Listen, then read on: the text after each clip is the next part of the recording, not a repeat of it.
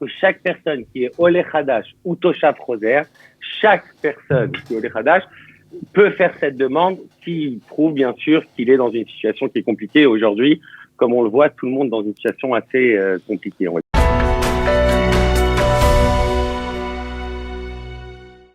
Alors, nous avons le plaisir d'avoir un autre spécialiste en ligne, c'est Nathanaël Cohen, fiscaliste. Bonjour Nathanaël. Bonjour Cathy, comment allez-vous ? Eh bien, ça va très bien. On est content de vous avoir parce que c'est vrai que plus la crise se poursuit, plus les gens sont un peu tendus par rapport à leurs revenus, évidemment, et par rapport aux pertes sèches que tout ça va occasionner. On sait que le ministère de l'Alia et de l'Intégration a réagi et on voudrait connaître quelles sont peut-être les aides financières, peut-être ponctuelles, peut-être plus longues pour les nouveaux immigrants. Oui, alors justement, concernant le ministère de l'Allia et de l'Intégration, ils ont réagi, mais ils n'ont pas réagi vraiment d'un point de vue aide économique. C'est-à-dire que c'est quelque chose qui existe déjà, mais qu'il faut juste réclamer. Donc, on va parler de la première chose qui existe, c'est une aide ponctuelle aux familles des Olim Khadashim qui sont venus dans les 5 années qui ont suivi leur date d'Aliyah, et peuvent bénéficier entre 1000 et 2500 shekels en fonction de leurs conditions d'une aide ponctuelle qui pourra les aider dans ces périodes de crise. Vous savez, ça aide toujours. On va dire, quand vous dites une aide ponctuelle, Nathanaël, c'est une aide une seule fois, unique ? Voilà, exactement. C'est one shot. C'est une seule fois. Ils aident. Il faut faire la demande en fonction du district dans lequel on se trouve. On appelle ça comme ça en hébreu. Menael Machos, c'est la région dans laquelle le Olé se trouve. C'est une procédure, c'est la 4.063 sur le site du ministère de l'Allia et de l'Intégration. Vous pourrez voir, c'est très clair. Il faut chercher procédure 4.063, faire la demande, vérifier en fonction de quelle région on est attribué et faire cette demande de entre 1000 et 2500 shekels. Voilà. Ok. Alors, c'est eux qui décident. C'est eux qui décident de l'aide. Qui peut prétendre à cette aide ? Uniquement les nouveaux immigrants, les résidents sur le retour aussi ? Alors, comment ça se passe ? Regardez, c'est une aide pour les nouveaux immigrants et les résidents de retour. Les nouveaux immigrants, c'est dans les 5 années qui suivent leur Aliyah. C'est-à-dire, c'est pas les 10 ans d'Aliyah comme on a l'habitude. C'est si dans la Teudat Olé s'inscrit que la date d'Aliyah, c'est par exemple en 2014, jusqu'en 2019, le Olé Hadash qui soit, ils appellent ça en hébreu Yachid, Yachid Kashish, Mishpacha, c'est-à-dire en fonction de la situation de chacun. Si c'est un Olé Hadash, par exemple, qui est seul sur sa Teudat Zehout, qui n'est pas marié ou qui n'a pas d'enfant, c'est l'aide minimum de 1000 shekels. Après, si c'est une personne qui a des enfants, en fonction de l'âge des enfants, en fonction de la famille, ça peut monter, ça fait 1000, 1100, 1500, 1600, jusqu'à 2500 comme ça. Mais chaque famille de Olim Khadashim, ou chaque personne, ou famille monoparentale, ou chaque Olé Khadash tout seul, bénéficie pendant les 5 premières années d'une aide. Maintenant, le résident de retour, c'est le Toshav Choser comme on connaît. Le résident de retour, lui, il peut prétendre à cette aide dans les 24 mois, c'est-à-dire dans les 2 années qui suivent la date d'Aliyah. Alors, ok. Est-ce qu'il y a une aide particulière pour les soldats, les nouveaux immigrants soldats ? Oui, tous les nouveaux immigrants. Il y a les nouveaux immigrants soldats, les nouveaux immigrants simples, seuls, avec enfants, retraités. C'est-à-dire chaque nouvel immigrant. On sait juste qu'il y a une seule exception qui peut bénéficier pendant les 10 années que l'aide est les plus élevée. C'est les soldats qui ont été blessés par des actes de terrorisme, ou ça s'appelle en hébreu Peulot Eva. C'est-à-dire chaque soldat qui a vraiment eu un traumatisme ou une famille qui a été blessée, ceux-là, ils peuvent demander, réclamer cette aide pendant les 10 années qui suivent la Aliyah. Mais à part ça, il faut savoir que chaque personne qui est Olé Hadash ou Toshav Choser, chaque personne qui est Olé Hadash peut faire cette demande qui prouve bien sûr qu'il est dans une situation qui est compliquée aujourd'hui. Comme on le voit, tout le monde dans une situation assez compliquée, on va dire ça comme ça. Ça, c'est la première aide du ministère de l'Aliyah qu'on peut réclamer pour l'instant. On rentre sur le site, on fait la demande en ligne et après, ils acceptent. C'est pas compliqué, je répète juste, c'est procédure 4.063. D'accord. Il y a d'autres prêts, d'autres aides qu'on peut peut-être demander ? Voilà, c'est marrant. Puis j'ai vraiment vérifié ça avec le ministère de l'Aliyah ces derniers jours pour savoir si jamais ils n'ont pas rajouté une aide par rapport au Corona. Ils nous ont dit que il y a déjà pour les business un standard téléphonique qui répond au étoile 8115. C'est le standard téléphonique qui répond pour toutes les entreprises ou pour toutes les personnes qui ont été endommagées ou qui ont dû arrêter leur travail. peut les appeler et demander comment ça se passe, chômage, Bitoire Leumi. Ça, c'est un standard téléphonique en toutes les langues, donc en français bien sûr, qui répond aux Olim Khadashim et qui les aide et qui les drive, on va dire, dans la procédure qu'ils ont à faire pour demander le chômage ou les congés forcés ou les congés payés, etc.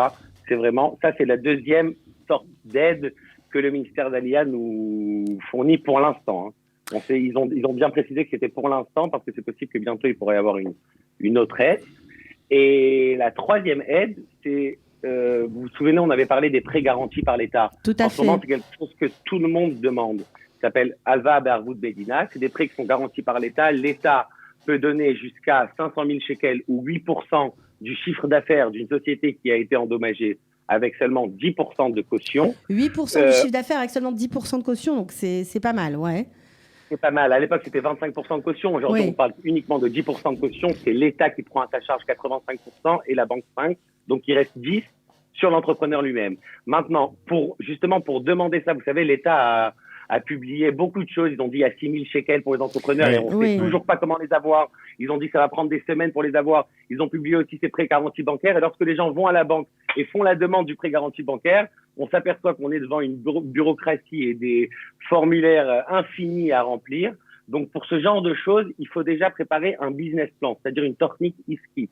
Et cette chose-là est coûteuse normalement lorsqu'on veut aller demander à des professionnels qui s'en occupent. Donc là, le ministère de l'Aliyah aide les personnes qui veuillent demander ou préparer justement ce business plan, cette technique iskit, pour le coût de 250 shekels au lieu de quelques milliers de shekels. Oui, ça peut aller jusqu'à même 3 000 shekels, 3 500 shekels sans aucun problème. Oui, ça peut aller jusqu'à 3 500 shekels avec 2% sur les bénéfices. C'est comme ça que ça se passe en principe. En principe, les prix, c'est entre 2 500 et 3 000 et 2% une fois que le prêt est accordé. Et en principe, ce qui empêche les gens de faire ça tout seuls, c'est la préparation et j'ai un trou là, ok, l'établissement du business plan. Donc, donc ce business plan-là, le ministère de l'Aliyah, appelez-le aussi au même numéro que je vous ai dit tout à l'heure, l'étoile 8115, vous Koravit 8115, donc vous il faut les se appelez, préparer. vous demandez comment ça se passe. On se prépare à faire le business plan. Ouais, c'est ça. Ben, extra. Donc aujourd'hui, on est bien d'accord, voilà, c'est trois choses. C'est les personnes qui sont Olim Khadashim dans les 5 premières années, qui appellent et qui demandent de remplir la procédure 4.063 pour recevoir une aide entre 1 000 et 2 500. La ça, deuxième c'est pour tout le monde. Hein. Les Olim Khadashim. Pardon, excusez-moi. C'est pour tous les Olim Khadashim, Voilà. c'est pas seulement pour les entrepreneurs. Ouais. Non, ça c'est pour tous les Olim Khadashim. En principe, c'est l'Olim Niska, qu'on appelle ça en hébreu pour les Niskakim. Siwa la Niskakim. C'est une aide pour les personnes dans le besoin. Je suppose qu'il faut fournir des fiches de paye, des choses comme ça. Non, ça c'est un peu plus facile, la vérité, parce que c'est quelque chose qui existe, ça fait très longtemps. C'est vraiment rentrer dans la procédure en ligne, faire la demande dans le district, dans la région dans laquelle vous vous trouvez. Ils vont automatiquement vous placer dans une région. Et là, ça va être en fonction de la réponse du directeur de cette région-là, ou même si les personnes sont par, comment on appelle ça, une aide, aux aides sociales. Avec si des personnes une assistante sociale, bénéficient d'une assistance sociale. Exactement. Et l'assistance sociale aussi peut faire une petite attestation pour bien attester que cette personne a besoin d'aide. Donc ça, c'est la première chose. La deuxième, c'est les prêts qui sont accordés aux entreprises en difficulté.